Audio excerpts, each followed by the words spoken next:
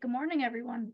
I'm Cassidy Bruin, a New York State's Associate Director of Education, and welcome to the second session of the 2024 Small Firm Symposium hosted by AIA New Jersey, New York State, and Pennsylvania. Today's program is part 2 of preparing for successful ownership transition and expansion with Sunju Kim. The program will run until 1 p.m. with time for questions and answers throughout. Before we begin, please put your name on your Zoom profile to help staff with attendance, mute your microphone, and turn off your video. You are encouraged to use the chat box feature at the bottom of your screen to post comments and submit questions. This program has been approved for 1.5 LUs. You are required to attend the entire program to receive these credits. Zoom and staff will track your attendance. In addition to tracking your attendance, you will see 4 different continuing education words at various times throughout the program. The speaker will announce these words as they appear on the screen, and then they will also be posted in the chat box. Please write down these 4 words as you see them or hear them. You will be required to record them on your continuing education evaluation after the program. The evaluation link will be posted in the chat box at the conclusion of the program and emailed to you afterward. You must complete and return this evaluation by tomorrow, Wednesday, April 10th, noon Eastern Time. Again, please open your chat box to see the CE words throughout the program and the evaluation link at the end. Today's program disclaimers are on the screen. They were also sent to you previously in your Know Before You Go email.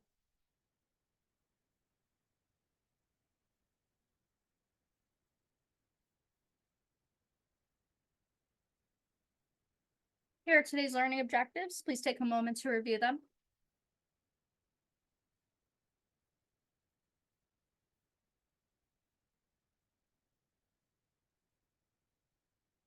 And now it's my pleasure to turn the program over to Sun. Thank you. Thanks, Cassidy. Hi, everyone. It's nice to see you. I'm going to share my screen here.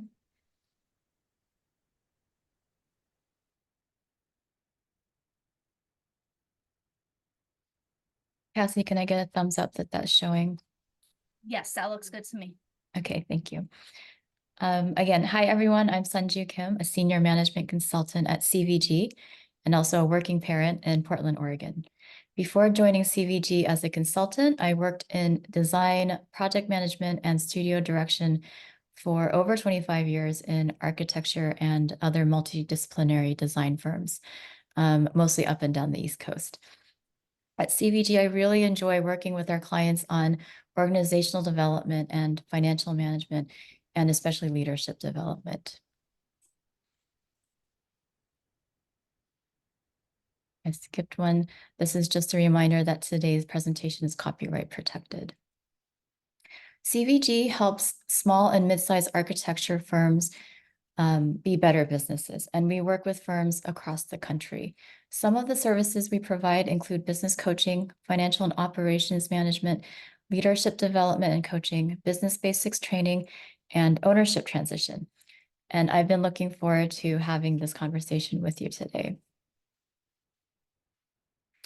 The learning objectives for today that we just saw on the screen, I'll read really quickly so that we can have them top of mind. They are to clarify structured stages of professional development to prepare rising leaders for future ownership, to outline changing roles and responsibilities for both exiting owners and emerging leaders, to discuss how successors can leverage the knowledge and connections of the founder, and also to recognize opportunities to develop the softer skills of firm management, develop the softer skills of firm leadership, such as management, communication, and decision-making. For those of you who like to know what's coming, like I do, we'll start with survey instructions and a handful of introductory survey questions so that you have a chance to practice. I have included a quick summary review of part 1 that Rena Klein presented last week. Some of our topics for today overlap or expand on what was in part 1. There's been a lot of increased interest in ownership expansion and transition recently for many reasons, and we'll go over the current context and some background of why that's happening.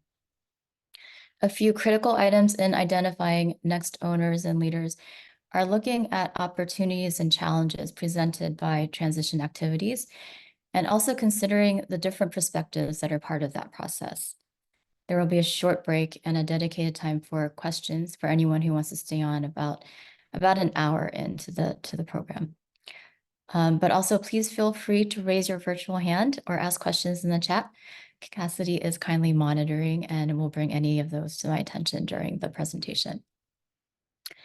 And then we'll walk through approaches and strategies for a successful ownership transition, which include taking the time to define roles and responsibilities within your firm, specific to your firm, and mapping out a career path that's also very specific to your firm. We'll have some case studies and examples to shed more light on these topics in practice. Again, please feel free to raise your virtual hand or ask questions in the chat. There will also be time for questions at the closing also. So for today's program, we'll be using an online platform for interactive surveys called Menti. If you joined last session or any of our previous sessions, you'll be well versed in this. For anyone who's not familiar with Menti, or if you need a refresher, you'll be going to menti.com from your computer or your phone and entering the code that you see here, 33605039. You can also scan the QR code to participate in the surveys. The code 33605039 will also be at the top of each of the survey slides. Your answers will be anonymous, and there's no way for anyone, including me, to see individual answers, unless you want to share or elaborate on how you answered, which we really encourage.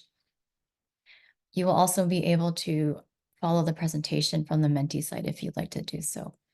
So let's try a few practice questions to warm up while people are joining, and also to get a sense of who's joined us today. First survey question, what motivated you to attend this workshop? You are an owner planning on ownership expansion or transition. You're a rising leader interested in firm ownership. You're interested in leadership development. You can answer, I think, more than one answer. If you have another reason, please feel free to share in the comments. So pretty even mix so far. And you'll see that you'll get a sneak peek of another question that we have later. We do like to relate some of these questions together, but still there's no way for us to track individual answers.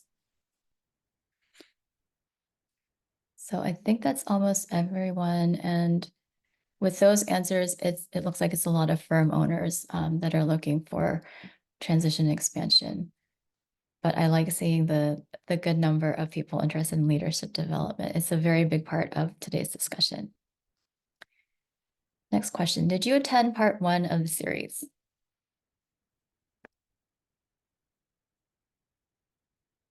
This is easy yes or no here. And we've linked this question to the first question that you just saw. But again, no way to link, no way to track. We just like to see if there's any relationship. So a good number that attended last week. Great. You'll see some overlap and more details and more expansion of some of the same items from last week.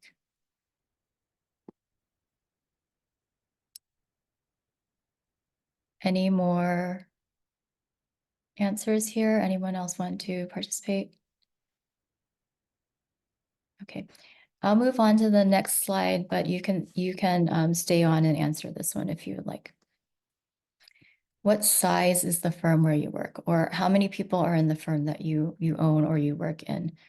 Under 5, between 5 and 10, between 10 and 20, and more than 20. And this slide we've linked to whether you've attended part 1 or not.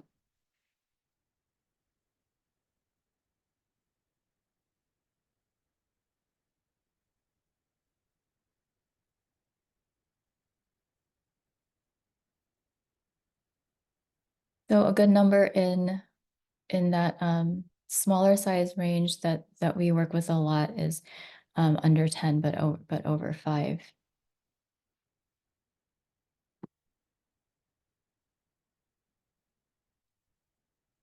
Moving on to the next question. This is practice for pinning. And if you are not in New York State, you can just place your pin kind of towards the region where you're located. But where in New York State are you located?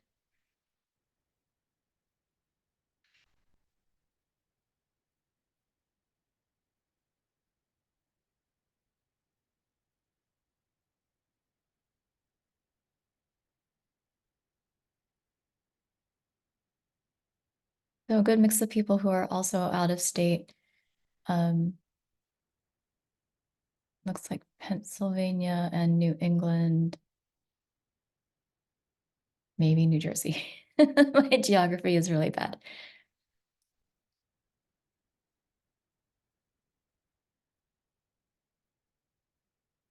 I'll give a few more seconds on this one because it's interesting data for us to have.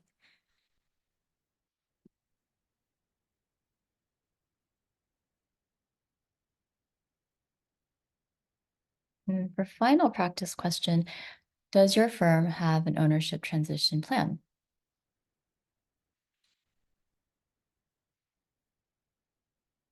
And these answers are synced to the question on firm size because we'd like to see the relationship between them, if any.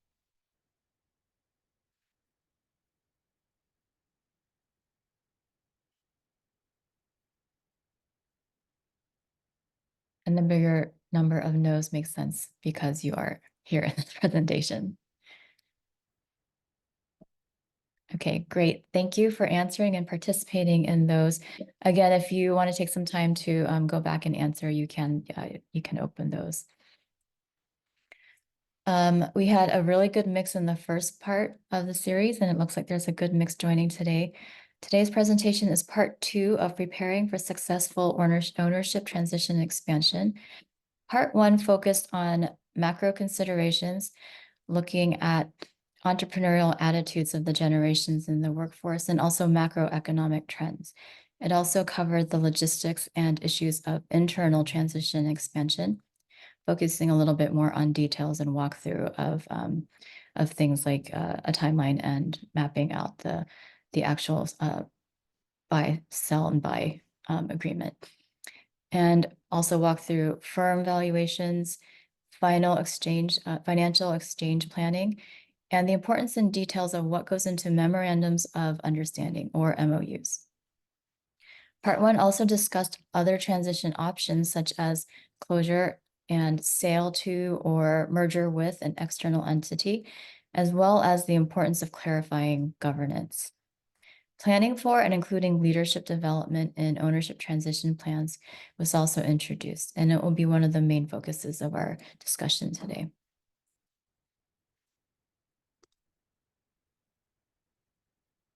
I'm just checking the chat to see if there's anything that I should address. I mentioned that ownership transition and expansion are timely topics today. This is because we're in an interesting time. We're experiencing the shift in generations in the workplace, the business life cycle from the Great Recession, and a unique talent environment. Before we jump into understanding the context of why we're talking about ownership transition so often, what generation do you consider yourself a part of? Traditional, which those who were born before 1946. Baby boomers who were born between 1946 and 1964. Gen X, which I'm proudly part of, who were born between 1965 and 1980. Millennials born between 1981 and 1996, or Gen Z born between 1997 and today. And you're getting a sneak peek into another survey question that's coming up that will relate back to this one. So a good mix of kind of the central generations. I like to see Gen X strongly represented. Anyone else want to answer here? Okay. So the current cycle of ownership transition activity and interest is being led by really the high number of baby boomers who are retiring. There are some traditionalists who are still firm owners, but the baby boomer generation is the main group starting to retire in larger numbers and starting that ownership transition activity. When we look at Gen Xers, we are now entering what would be considered prime working years, but this generation is a little bit hard to find in the workplace. They were the group that were working at the mid to maybe senior levels, but were also thinned out during the major recessions. And because of those economic and working environments that they went through, in general, Gen Xers are viewed to resist traditional management roles, not management roles, but traditional management roles. But they do want the status and the authority that is expected with the experience that they hold to be rewarded for that.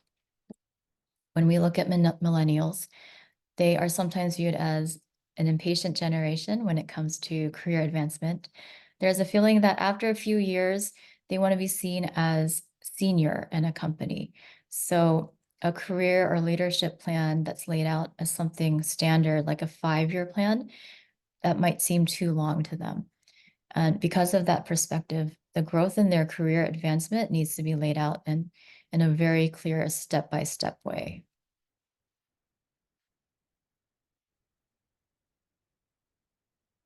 So the baby boomer and some traditional generation firm owners are the ones who have spent almost 40 years of their lives creating and building their architecture firms. They're the ones who are looking to retire at a faster pace. And it's faster pace than the mid and senior level professionals, the Gen Xers and the millennials who are entering these leadership level ranks. That's a large proportion of people who are trying to figure out how to exit or hand over their companies and also leave a legacy in the way that they envision. Just a couple of facts. By 2031, the last of the baby boomers will reach retirement age. That 2031 is coming up more quickly than we think. And also, I wanted to point out that the cycle of ownership transitions happen every 25 to 30 years, just because of that 40-year career span that I just mentioned. And we're coming up on, we're coming close to the end of the business cycle from the Great Recession.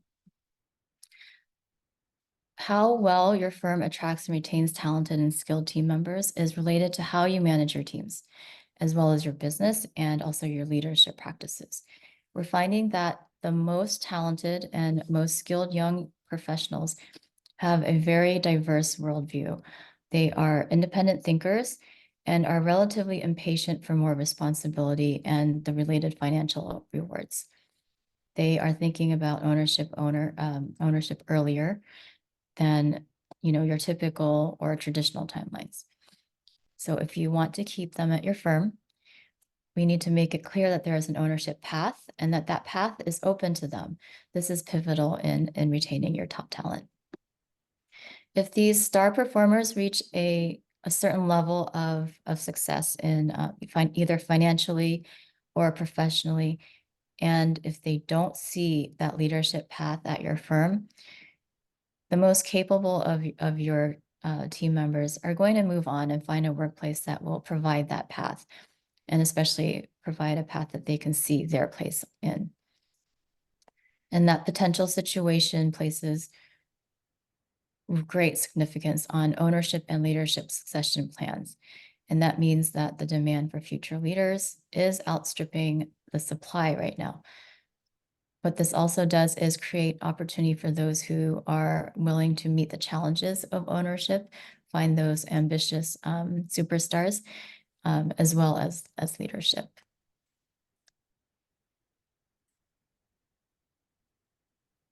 So in 2020, a survey from a company that develops software for recruiting, they found that 62% of employees would be significantly more engaged at work if their company had a succession plan. And 94% of the employers said that having a succession plan positively impacted their employees' engagement levels. Over 90% of younger workers who are between ages 18 to 34 say that working at a company with a clear succession plan would improve their level of engagement. And 79% of employers surveyed noted that when they have succession plans in place, they have them especially in place for mid-level manager positions. So having an ownership transition plan and a leadership plan will help keep talented people who are looking to be leaders. They'll see what's possible at your firm, whether it's possible for them, and whether it's something that they want. So another check-in question here. Do you know who the next leaders and owners in your firm are?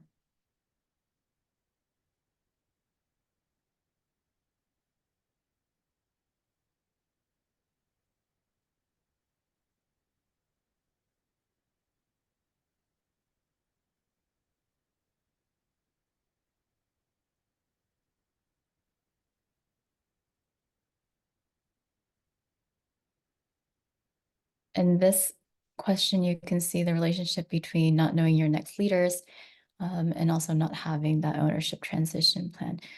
Would anyone like to elaborate here on how that feels for them in their office not to have that in place?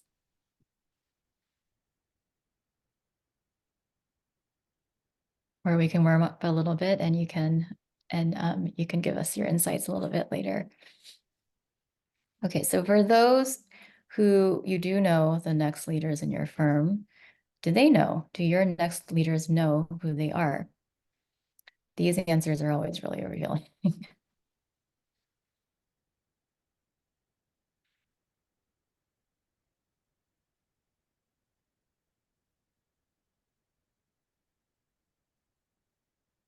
And most of the time they match up with the previous question.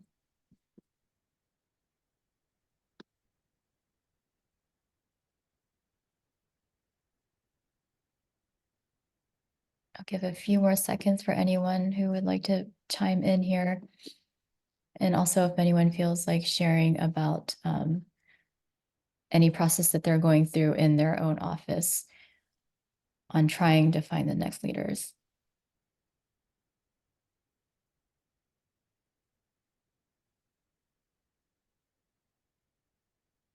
Okay, continuing education word number 1 is engage. So successful ownership transfer and succession management goes beyond just making sure that there's someone who's going to take over the reins when the current owner or owners retire. Because an ownership and leadership transition plan plays a crucial role in your firm's continued success and growth, right? You're building a legacy here, and the succession plan is how you're planning or ensuring that that's going to happen. So ownership transition and expansion or succession are both a money issue and a people issue. The people side is the way more complex and more complicated. Developing and retaining talent as well as organizational development are connected to planning for succession. It's increasingly critical for owners to focus on your long-term development of your next generation leaders and owners as part of this ownership and leadership transition planning.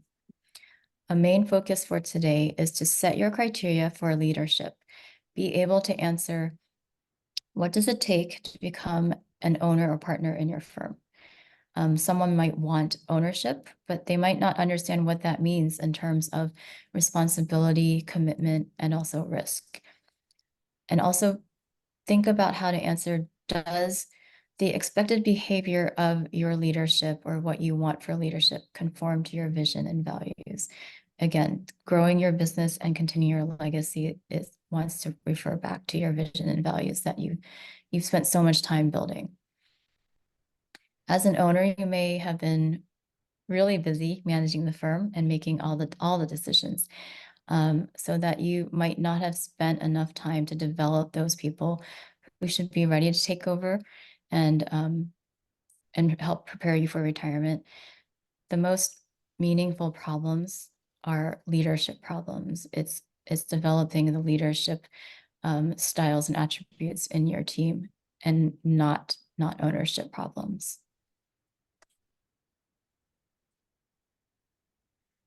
just want to hammer in there again that leadership transition and ownership transition are not the same. Ownership is legal, also has financial issues and details to work through, and is an accounting issue.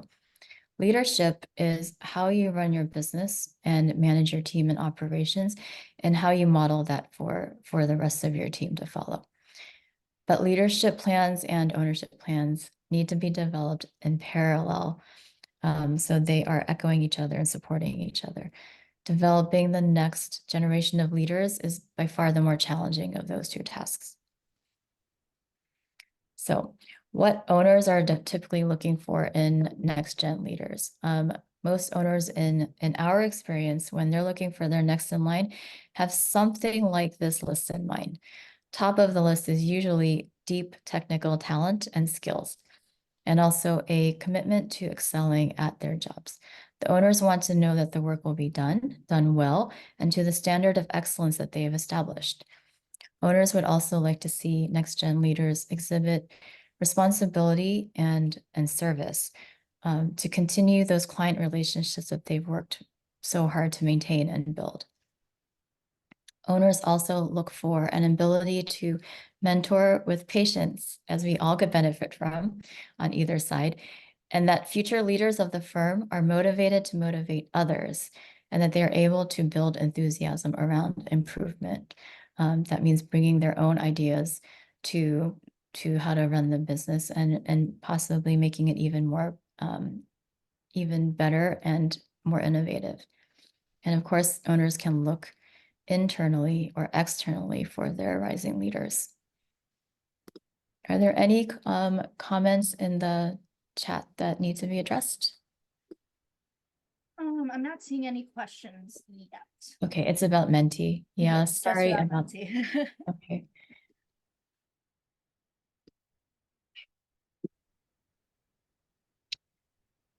The latest research and surveys for what the next generation of leaders are looking for, changing perspective here, is that they're looking for interpersonal skills of their own leaders. No one wants to work for a jerk. You want to have good client management and team management modeled for you. Opportunities for growth and development, also known as the ownership and leadership paths that need to be in place so that they can see their place in the office and how to advance in the office. They also are looking for clear and realistic performance expectations. We generally expect that our workplaces will provide opportunities for that development and for growth. And when those expectations don't match the owner's expectations or the actions of a firm's leaders, that can lead to negative feelings and also negative work performance. Also very important right now is our managers who are effective coaches, to really engage your potential leaders. Showing them that you value them as individuals will set up a really successful relationship to build on. Also, coming out of the pandemic, next-gen leaders are looking for trust, hybrid work environments, and purpose. Trust goes both ways. You need to trust your rising leaders with important roles and critical tasks and responsibilities. We just discussed in the generational forces that there's really no choice but to trust, since there won't be enough older experienced workers to get all the work done. So we need to be able to let go a little bit. And all individuals need to know that they directly influence the success of the company. They need to feel that connection. So being transparent about the information that they need to understand the bigger picture of your workplace and also their role in it is really critical. When your team knows what is expected of them and they trust that they have the freedom and the authority to act to meet their own goals, they respond back with the expectation and understanding that they're going to be held accountable for that. And that understanding is what an ownership stake looks like. So as an owner, one of your main responsibilities is preparing your successors to take on your responsibilities, passing on your knowledge in business, your technical skills, and your leadership philosophy. You don't have to pass on your leadership style, but your philosophy on how to grow people and grow a business. So leading by example and allowing your team to observe and learn from you, in essence, mentoring them, is really important. An important skill while we're developing our next leaders is to realize, in order to give them that authority and responsibility, you need to give up some authority and responsibility to be able to build that trust. And a leader developing leaders needs to delegate. So take a look at how much control you're holding on to so that you're not preventing your team from growing into these roles that you are expecting them to handle as leaders and owners. Also very important is to be consistent. Be consistent in how much control you're exercising, while also letting go and empowering your next gen leaders. Be consistent in your messaging, how you're communicating about what is expected. And most importantly, be aware of what you're doing and why. Connect back to your vision and values in how you operate. So make sure that your leadership transition plan aligns with your firm's values. Your values should guide how you choose and develop your rising leaders. It's something that you should be comparing behavior, skills, talent against. And prepare your emerging leaders and owners for supervisory responsibility and leadership roles. You can share your own valuable lessons on how you've kept happy and repeat clients, lessons in business development and client management, on how you have balanced profits and performance. Financial awareness and clarity are important skills to learn, and how you've grown a workplace that attracts and keeps a great team of designers. Any questions here? So for potential owners or leaders, emerging leaders not only need to understand technical skills, which we understand is, crucial to architecture, but they also need to know how the business works, and they need to gain the leadership skills that will help them be successful.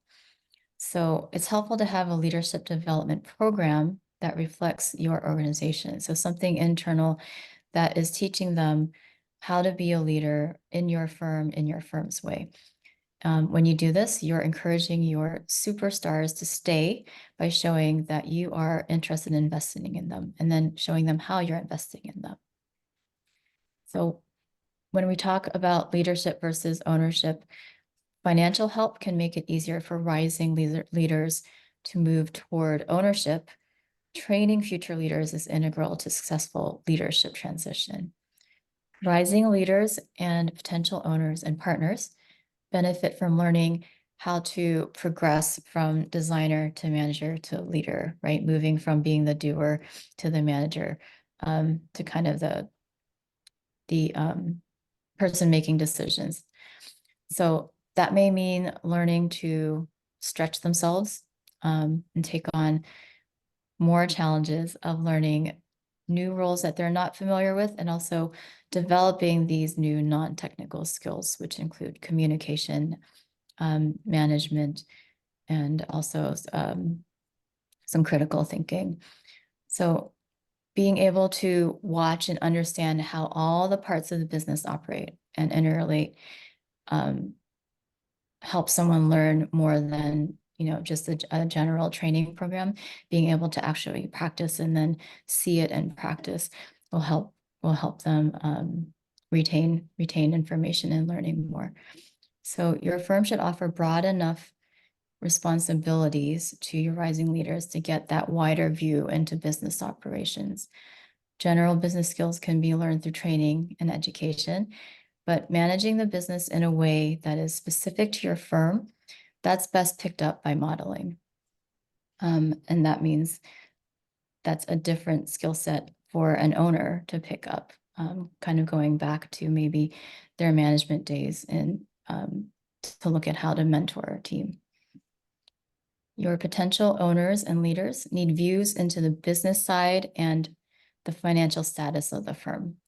Financial awareness is really important to be an effective leader and owner. So they also need to learn, in a business, even in a design firm, the value of money and also financial management. Looking into how your firm works as a business and a financial entity, how to read and interpret the firm's balance sheet, income statements, and other financial documents. This is training that they need. Other competencies to develop that we've worked with emerging leaders on, and we've worked on them through coaching. I just gave you a sneak peek, sorry about that. These include a commitment to the success of the company. You want someone who's committed to the company and seeing more growth of the company, and whether that growth is financial, team size, or just work excellence.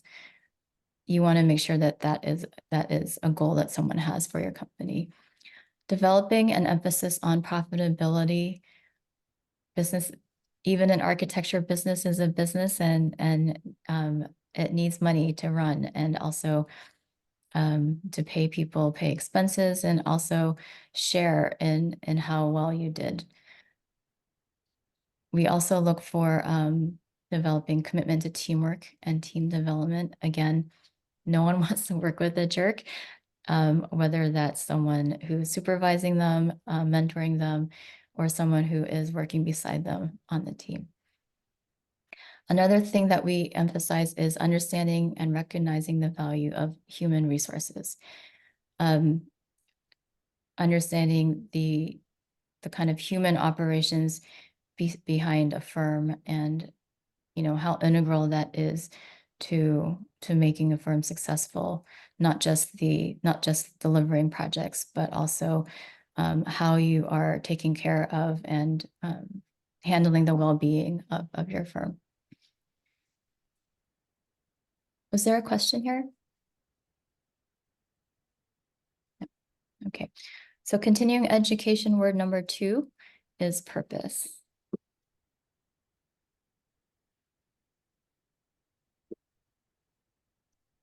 Something else I wanted to mention that is important in developing, in skills to be developed by potential owners and leaders, is understanding and valuing client relationships. Business development and also client management are crucial to maintaining a business and also growing a business.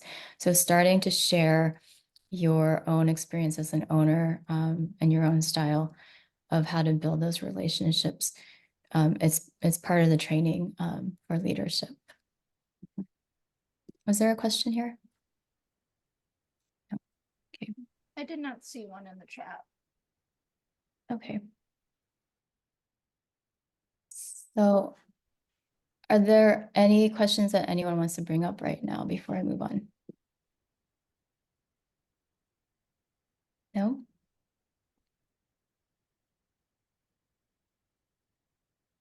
Does anyone want to share whether there are other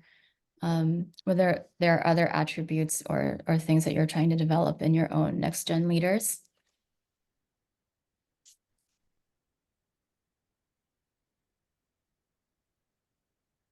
Quiet group today. We can work with that.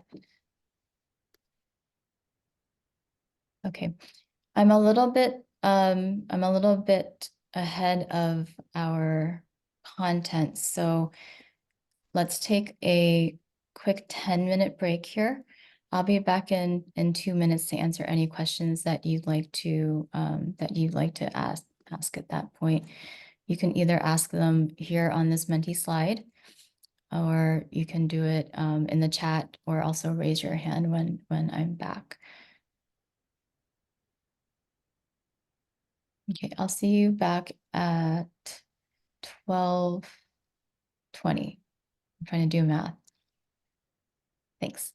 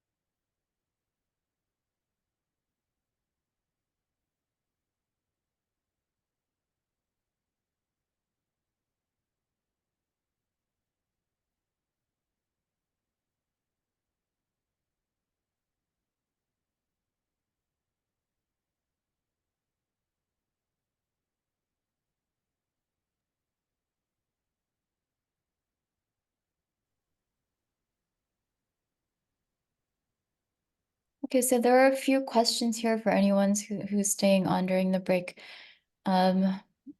Michael is asking about regarding sharing financial information with emerging leaders. There's often a hesitancy to sharing bad news. Where do you recommend drawing the line with disclosing this type of firm financial information? So first, if you want to clarify whether you're talking about leaders or owners. With financial information, the line I would draw would be if when you are ready to have this person start being part of decision making in the office is when they should have more views into the financials. So if it's just an emerging leader who isn't yet moving towards ownership, financial information on the level of revenue, expenses, profit, but also some metrics that Rena might have gone over last week, but metrics like billable ratio and utilization rate, having views into those, I think, is enough. When you move into actual owners, bad financial news is bad financial news. It's information, and it's, you should look at it as just information and data that you're using to make decisions. And for them to be an owner, they need to have the information because they are taking part. At that point, they're taking part in decision-making process. Anything else there, Michael, that you'd like discussed or expanded on? If you're there. Feel free to unmute also. So another question in the chat is, we are incurring a major leadership challenge here in Northern New Jersey. As we continue to expand our team, we are having difficulty with existing senior staff members being willing to work in office. This is the common challenge. I'm going to assume those people are Gen Xers and elder millennials, as opposed to work from home. Further being challenged by junior staff that doesn't want to work in office. This comes up in their interview. What are others seeing? How are leaders born in this new environment? Does anyone want to chime in here, since this is a question for the greater group, and we can discuss this when we're all back. But this is a challenge that we're seeing, especially coming out of pandemic, and looking at the level of experience, the professionals with the level of experience who were really impacted during pandemic, especially with childcare and maybe other family care that they were experiencing.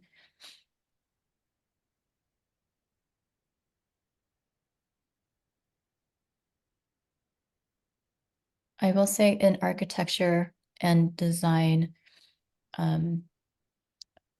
picking up on how to behave in an office, and how you lead through projects. It is important to be in the office together in person. And I know that there is a little bit of pushback from, your senior level managers who want to do that because of, maybe their personal environment. But when they are able to see the full responsibility of their role in that senior role, we found that they're more willing to show up in the office more often, maybe not full time, but finding that hybrid balance. So if you look at giving them, making sure that you're still giving them the authority, the flexibility, and kind of some of the autonomy that they want, in a way that lets your office have the time that you need from them, that's kind of the most successful negotiation. Where does design leadership methodology approach as part of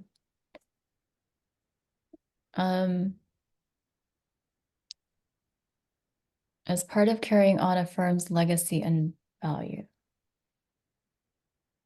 I think I'm missing part of that question. So if you want to clarify that again, I'm happy to visit that one. We have a combination of in-office and remote work.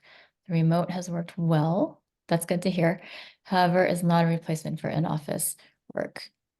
Being in a physical working environment with the team helps in the bonding and best understanding of each team member. I agree with that completely. So who was it that? So Jay Lusk, do you have a set day or days that everyone is in office so that you can do the kind of team building and the learning by osmosis work?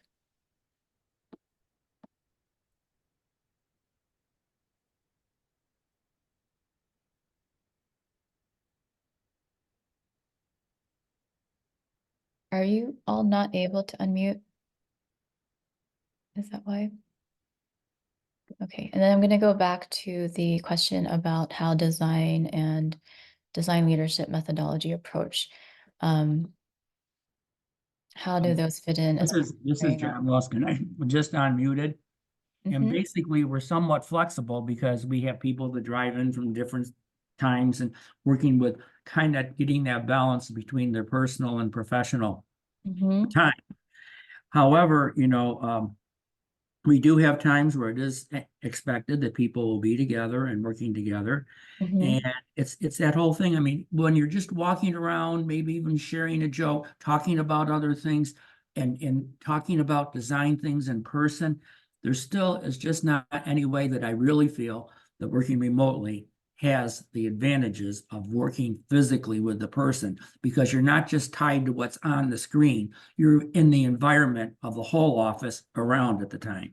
Mhm.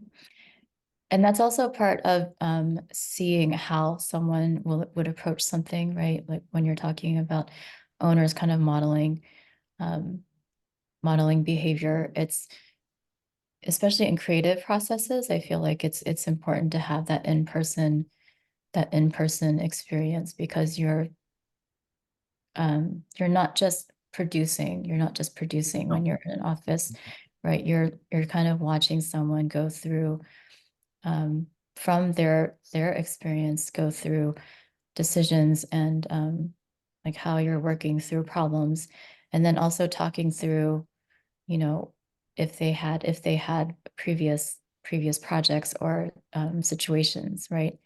Like that, Absolutely. watching that kind of thinking Mhm. is really difficult over the computer. So, You uh, just don't get it the same way. And again, mhm, we look at us, we're a team, but we're also a firm family. And mhm, little things that you would never get on just a meeting that happen. There's someone walking by maybe to get coffee, or that whole thing of, could you come here a second? I'm looking at this. What do you think? It just mhm. doesn't work quite the same when you're in a meeting on Zoom or Yeah, Google I Meet. agree. Yeah. Remote work is actually productive for, documenting, producing drawings, doing some focused self work.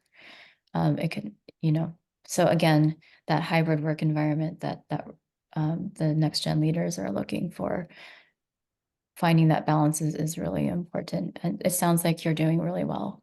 I have a great staff, a great team. That's really good to hear. So I'm going to assume you have identified your next gen leaders, or that they're in place. We're working on it. We've had a plan for some time, and now it's getting to the point. I am a baby boomer. I am past the age of when many people would have already retired. I never will, because it's my firm and it's my business. But Mhm, the thing is basically we do have people who have worked for me who have uh, really are looking at taking over the firm mhm. and running it, because no one lasts forever. It's true. There are a lot of workaholics in architecture. Yes, it does that happen that way. Um, I want to go back to Insight Architecture's question about how design and design approach and things like that fit into carrying on firm's legacy and value. I think it is integral to your legacy. Your design process, the standard of care, the level of excellence that you've set up, that is, part of your vision, that's integral to your legacy. So when you're passing down your knowledge and modeling behavior, you're really emphasizing your design legacy, and that's part of what you want to continue.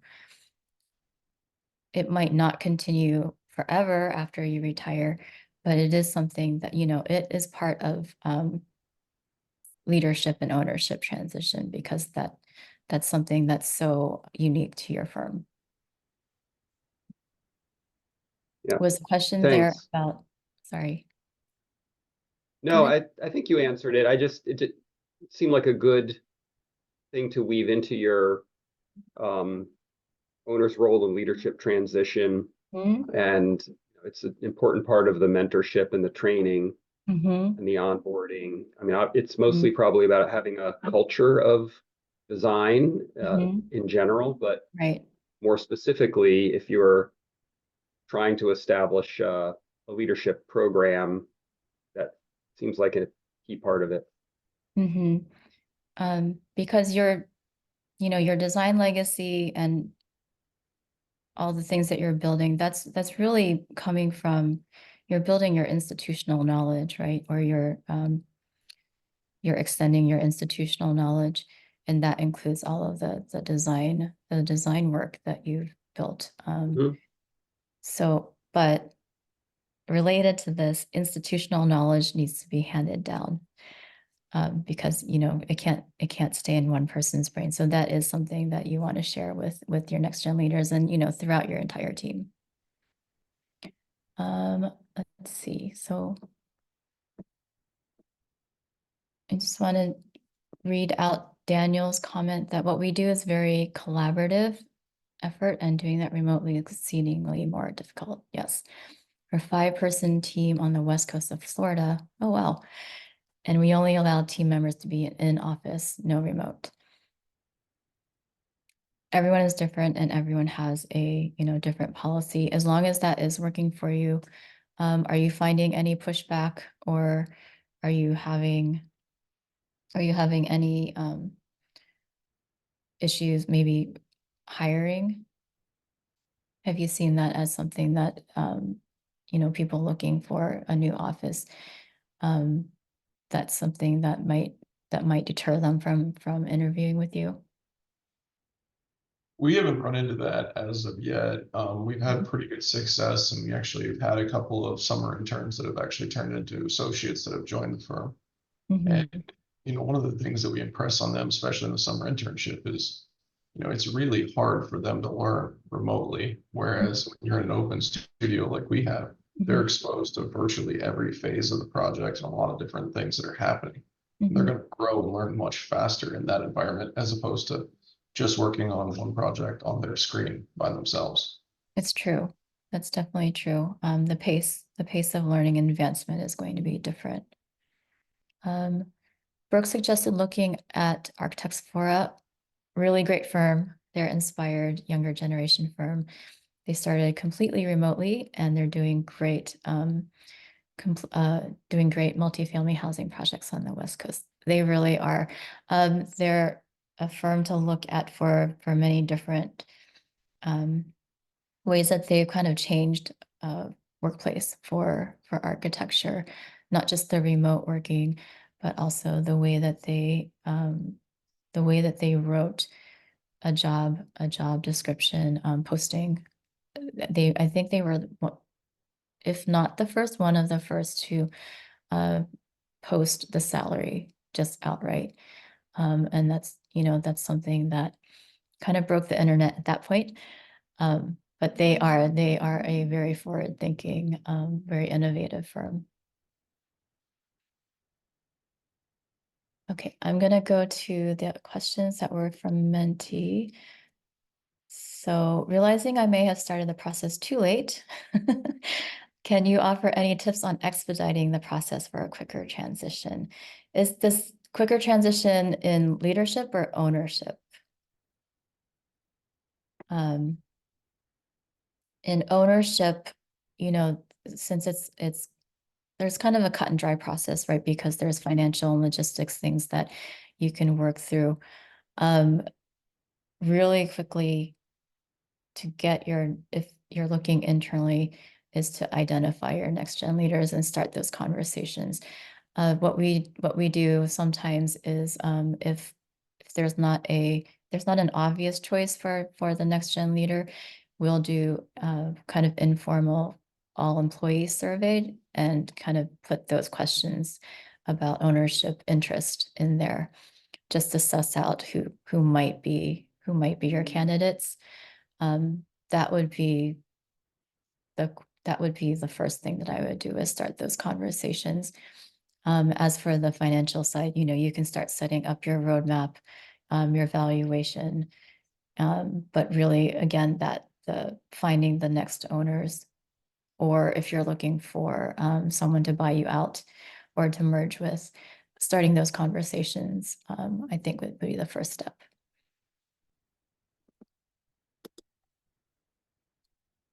This might be too specific. The ownership transition that we're looking at is between 2 spouses.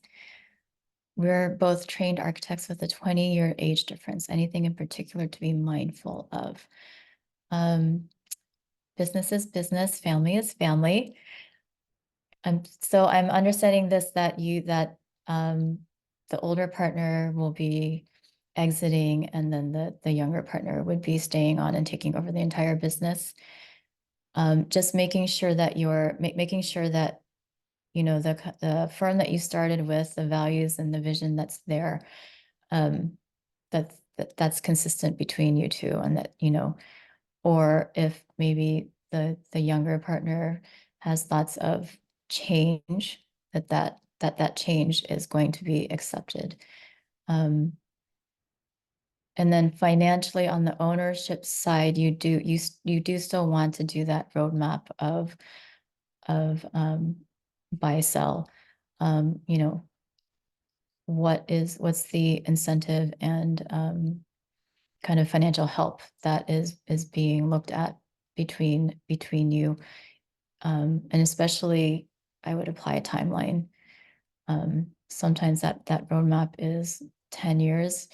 Look, you know, you want to consider the age of the older partner, and if you're closer to the retirement age, how are you compressing that roadmap timeline? I went the wrong way. It's a very general question. Ownership. Okay. Was that for the first question?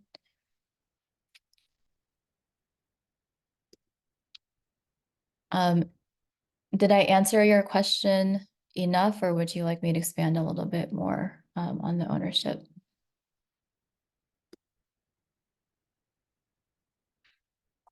Yes, okay. And Ben Larson is suggesting, why not just give your shares to your spouse for $1? You could, but you're also looking at, so you could just transfer the ownership to your spouse, but you're also looking at your firm as continual income for yourself and for your spouse. So that's one reason not to. And also you're going to have some tax implications there. Okay. And now we're a little bit behind on schedule, so I'm going to move on. But please continue to ask questions in the chat, and then and I'll answer them at the end if we don't have time.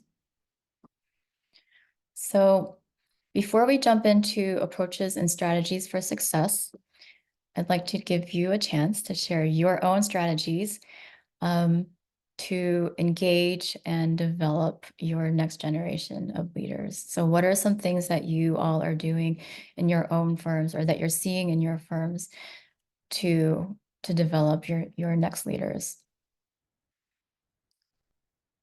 And this could include training. It could include, you know, sending more of your team to conferences, having more exposure to the industry.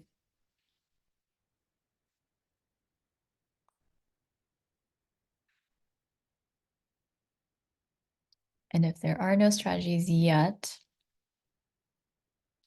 I will give you some suggestions and we can talk about it again. And this mentee question is open-ended, so you can answer multiple times. Hybrid environment, putting an emphasis on strong mentorship relationship, really great. Education, which is internal and external, team leader meetings separate from staff meetings. That is something that we suggest a lot, is to set up that cadence of forming that leadership team so that they feel like they are part of something moving forward. Everyone works on a variety of non-project proposals, financials, client, continuing ed, conferences, training, mentorships, in-house training, involving staff in potential client interviews. That's really great, especially starting to train in client management early. Modeling behavior. Share responsibility, provide lessons learned, share failures, as well as celebrate victories. That is a great strategy. A lot of that talking through of solving problems does come from learning from our failures.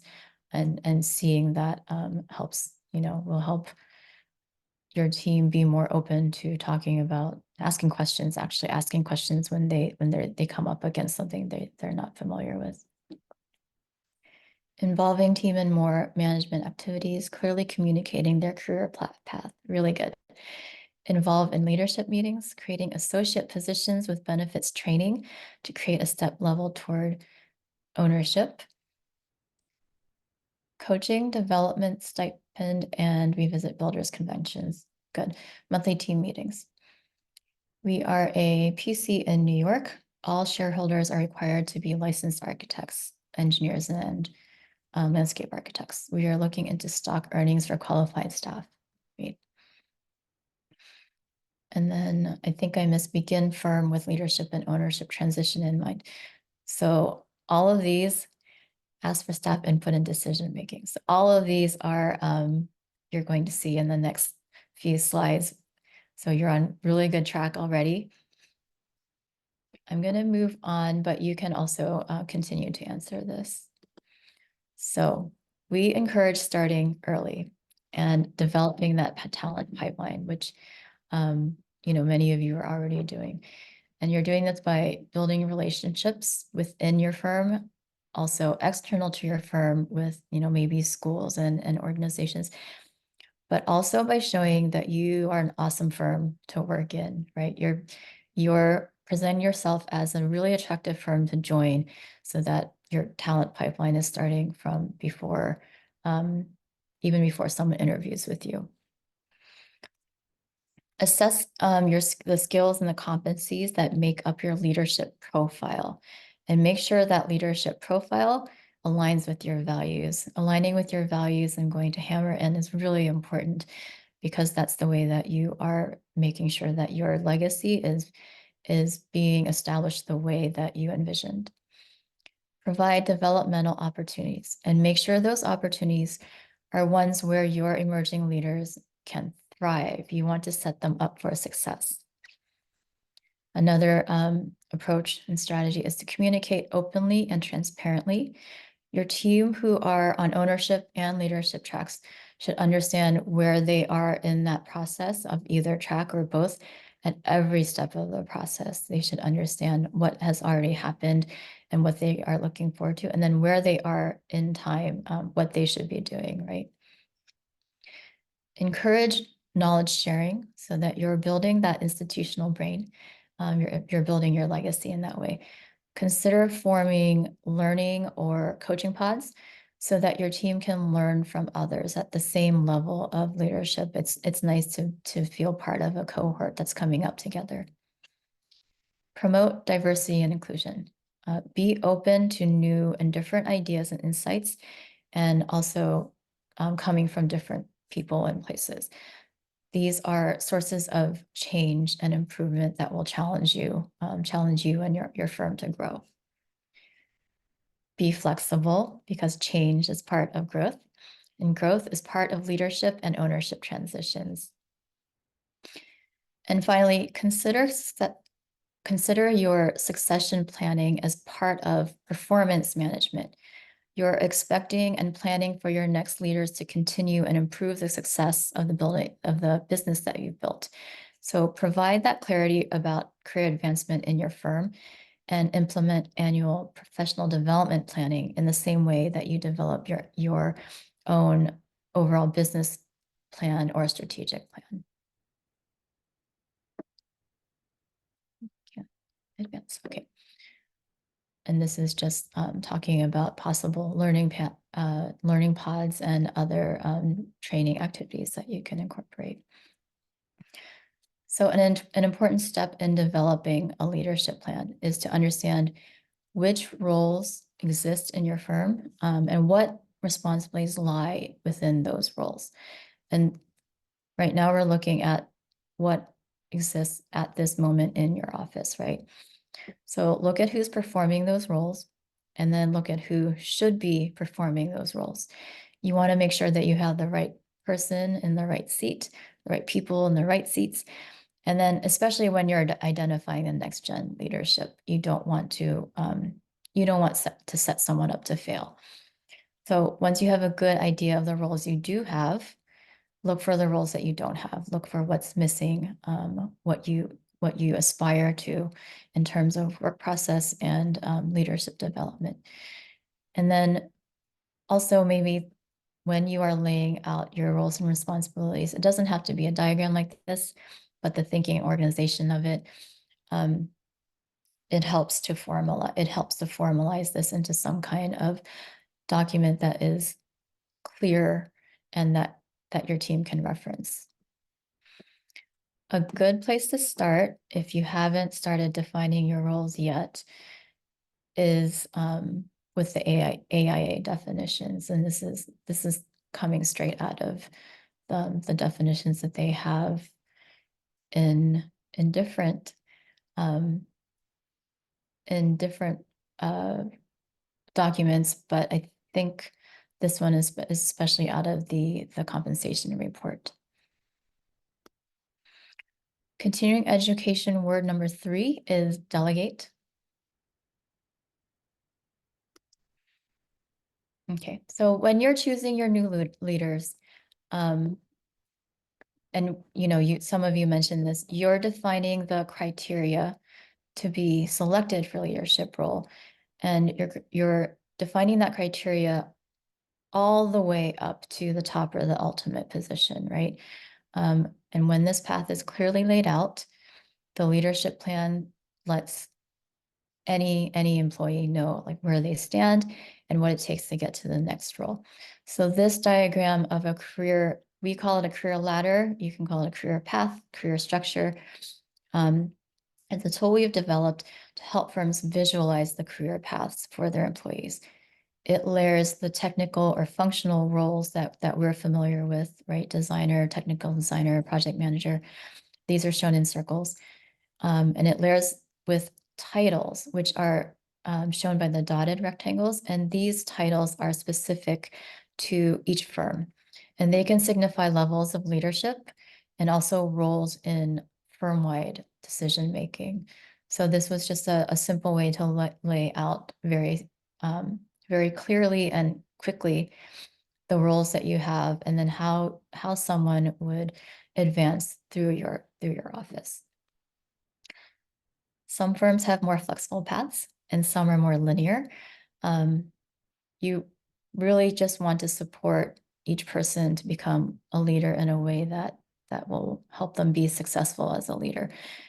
So, sometimes it's overlapping and spending some more time in a role, and sometimes it's skipping. But really you want to make leadership distinct from project experience. So why would you have a career ladder or something similar at all? You might be wondering, is this something that you need? Again, we want to describe what is possible at your firm in terms of professional and career growth, and to make the paths clear to anyone in your firm and anyone also who is joining your firm, right? This is also a recruiting tool. So going through an exercise like this or something similar will show you ways to create new paths to leadership, to maybe redesign leadership roles, and to develop the new generation of leaders for those roles. So a well-defined career path will be able to answer, what are the criteria for promotion? When can I be promoted? Is there a timeline? Is it set to a calendar time? Is it any time? What if I need help with my performance to advance? What's the support that your office is going to offer there? And then also, who are the decision makers? This gives insight into who the leaders are in your office and how they are looking at performance to make these decisions. Defining these paths is a retention tool too, and it demonstrates that there are opportunities to grow into leadership from within. You're clearly laying out these expectations and requirements for advancement. So let's take a look at some real life examples of small firms that we've worked with through some of these issues. And even if they didn't end up using the the diagrams in a formalized way, the exercise helped them think through some of these issues. So this first firm is about a 6-person firm now. And even though the principals were away, quite a ways away from retiring, they also identified 2 of their longtime employees as the next leaders and owners of the firm. So they started having these ownership conversations and the financial details of what ownership would mean for both pretty early in their careers. And even though this is a small team, it's to signify a leadership path for their team. The owners have also named their successors. They've created this title of studio leads. So even in a small firm, there can be a healthy hierarchy that's followable. This next firm is about 12 people now.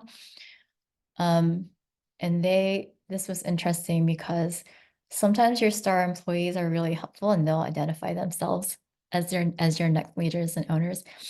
And in this firm, they had 2 designers that did that. They claimed the same leadership role. But while they were claiming the same leadership role, it left a couple important roles empty, without obvious people who were going to fill those tasks and roles. So the owner wasn't sure who was, actually right for which role. So what they did is implemented a leadership training program where the next gen leaders are rotating through each of these leadership roles, kind of to see best fit so that they gain exposure, gain experience in working with different teams. But also it's a structured way to test fit for the role. And then this is another similar sized firm, I think just under 20. And in this firm also, there are 2 senior architects who self-identified as next in line leaders. The challenge with this one was the owner wasn't quite ready to start sharing that office-wide leadership because they weren't sure, the owner wasn't sure what they wanted that to look like. So in this situation, we developed not just this career ladder so that he could kind of see the structure of how to advance, but also a roles and responsibilities matrix that was built out from the roles definition. Those two kind of formalized processes were also documented into a career path document so that it's, the career path document is used for onboarding, performance management, annual performance reviews. It's kind of a catch-all document where that laid out what this owner was thinking he wanted his firm to be.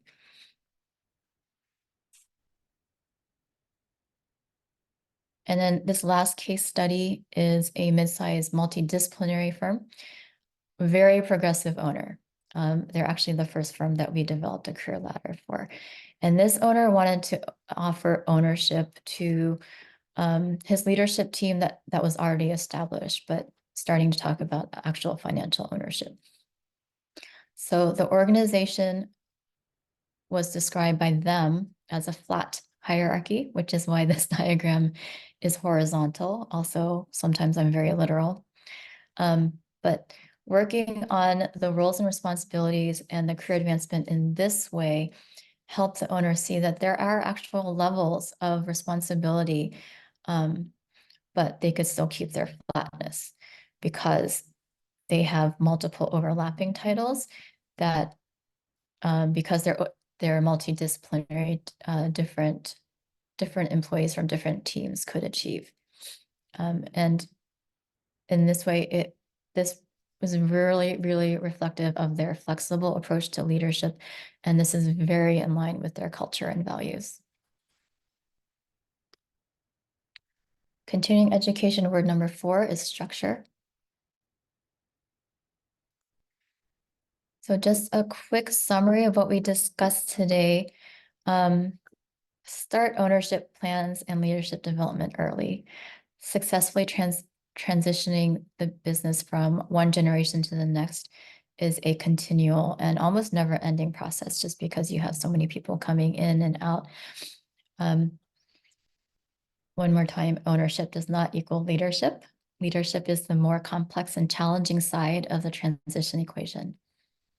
Clearly planned ownership and leadership paths are strong recruiting and retention tools. Superstars are looking for leadership opportunities, and having a clearly defined plan makes your firm attractive and forward-thinking. Training and developing future leaders is integral to successful ownership transitions. Just going to hammer that in one more time. And set your leadership criteria to align to your firm's vision and values. Succession is about leaving a legacy. So I think these are still from the before, but thank you so much for participating in the surveys and staying engaged. You'll get this deck with the survey results if you'd like. We have a few minutes for questions, so you can practice your mentee muscle a little bit more and throw some questions on this slide or raise your virtual hand or put them in the chat.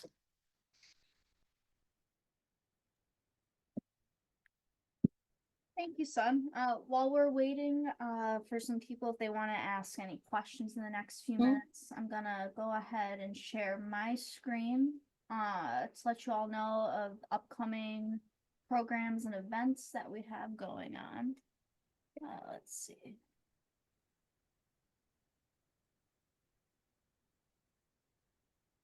See if it will let me. There we go. All right.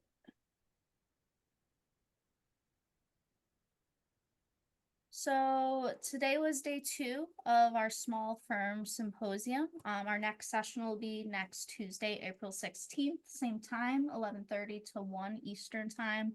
Then we have 2 more on the following Thursdays, April 18th and May 2nd. We also have an in-person conference coming up, Connecting Communities Conference. We're very excited about this one. If you guys want more information on that, you can go ahead and scan the QR code. I just put the link to the CE evaluation in the chat.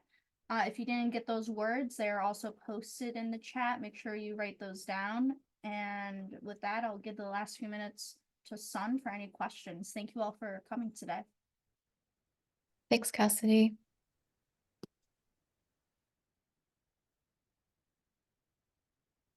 I'm going to share my screen one more time, just so if you're interested in asking me some questions directly, this is my email, sunju@charettevg.com. Please make sure to correctly spell charette. That extra R is important.